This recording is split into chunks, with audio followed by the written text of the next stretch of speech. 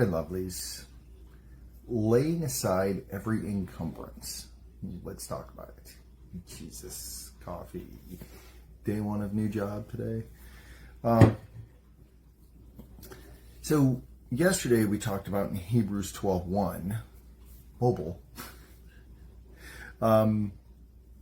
We heard the author talk about, going in and laying aside every encumbrance. Well, let's talk about the encumbrance.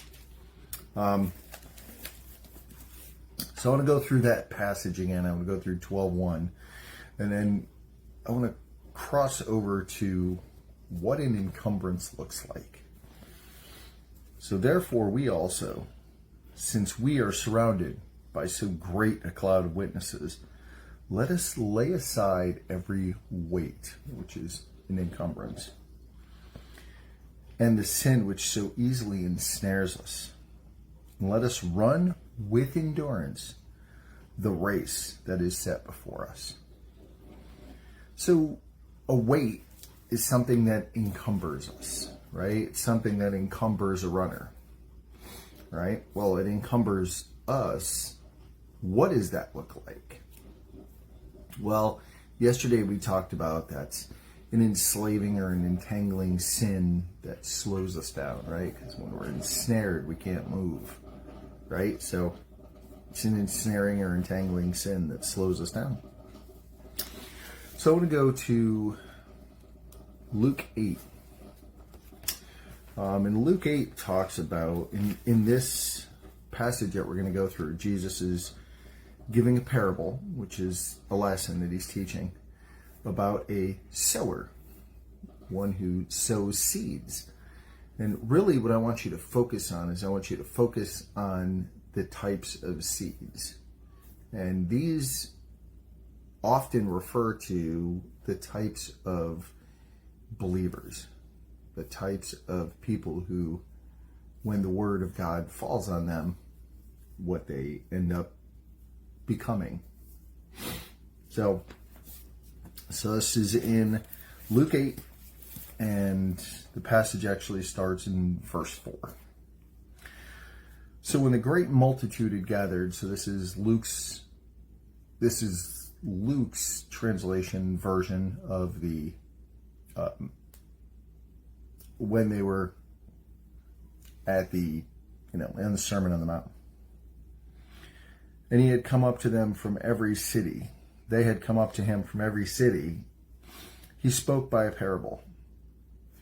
A sower, which is one who spread seed, went out to sow his seed, and as he sowed, some fell by the wayside, and it was trampled down, and the birds of the air devoured it.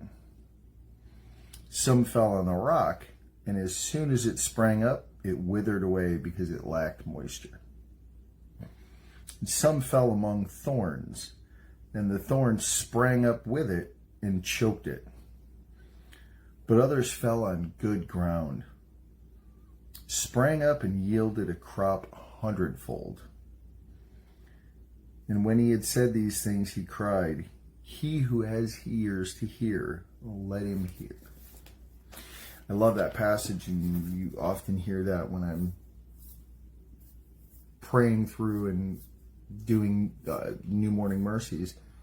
It's a very big prayer of mine, is those with ears to hear, let them hear. So some fell, some never made it to the soil, right? They were trampled, the birds snatched them up, never made it.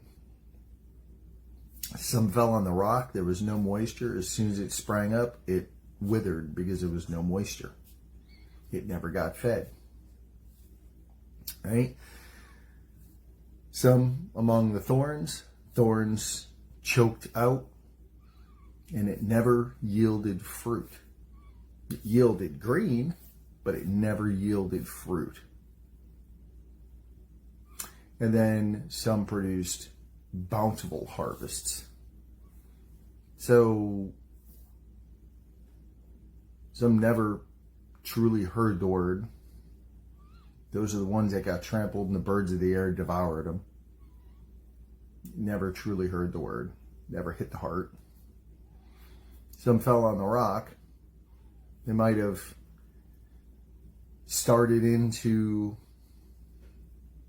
barely started into an infancy of, I believe, maybe had religion. Didn't have a relationship, had religion. And then you had those that were among the thorns, and the thorns choked them out. It's entangling and ensnaring sin, guys, that have just overcome your life and not allowed you to bear fruit. It's what the thorns are. Those that fell among the thorns choke them out. Thorns grow. They produce a flower. They just don't produce any fruit whatsoever. And what does Jesus say? You'll know them by their fruit. Right? Meaning, is it evident in their life? Fruit is evident that there is Christ in someone's life by how they love God and love others. Fruit. Are they generous? Or are they very stingy? Are they loving and compassionate when people are hurting? Or are they just, sorry to hear that? Very ice cold. You know? Do they come alongside others and disciple others? Do they love on others by sharing the word of God? Or do they choose to not go there because, well, I don't want to be called a Jesus freak and I don't want to be shunned and turned away? Jesus said, you will be persecuted, because I first was persecuted and the prophets before you were persecuted. You will be persecuted. Do we step into that persecution, or does that person choose to not be persecuted? I'll just sit and wait till Jesus comes back. I'm good. In the thorns. So that's encumbrance, guys, is when there's a enslaving sin or an ensnaring sin that's got a hold of our life. It's not allowing us to bear fruit. Much like that sits in the weed, that sits in the thorns, right? So that's the parable of the seeds in the soil. So those thorns to that plant are like the weights to a runner, right? They hinder their maturity. When that seed is sitting in the thorns, it's getting choked out by the thorns, and therefore it's not going to come to maturity. It's not going to produce fruit. A Christ follower that never produces fruit, that never comes to maturity, never produces fruit, because they never mature. Just like a plant who never matures never produces fruit. See that? And there are different weights or encumbrances in our lives, like worries, riches, and pleasures. Yeah, I said riches and pleasures. So riches, being rich and being fruitful, being prosperous, and having a life of, where you have pleasure.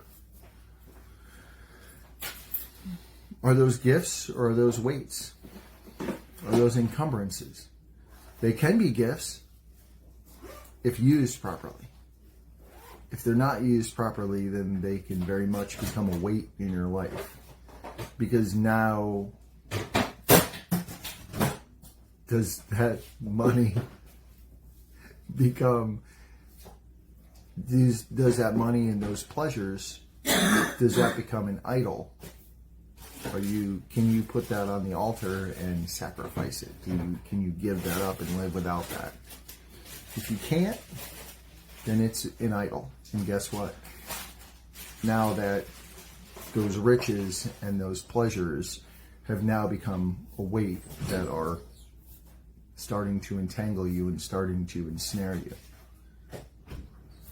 So really have to look at that stuff and look at, is this a gift from God? And if God's blessed me with these riches and blessed me with these pleasures, am I sharing these with others? Because the riches and the pleasures, we could be stewards of those and sharing those with others and blessing others with those. So, is it an ensnaring sin, or is it a blessing? That's a question that really you have to look at and get to. And we'll focus more on verse 2 tomorrow. Just wanted to kind of show that what is an encumbrance, what is the weight. I wanted to get a little deeper into that, and we talked about it yesterday. So I love you guys. He loves you like crazy. It's time to get going. So we'll be back tomorrow with whatever Dad wants to talk about. I'll do new Morning Mercies after work. Love you guys.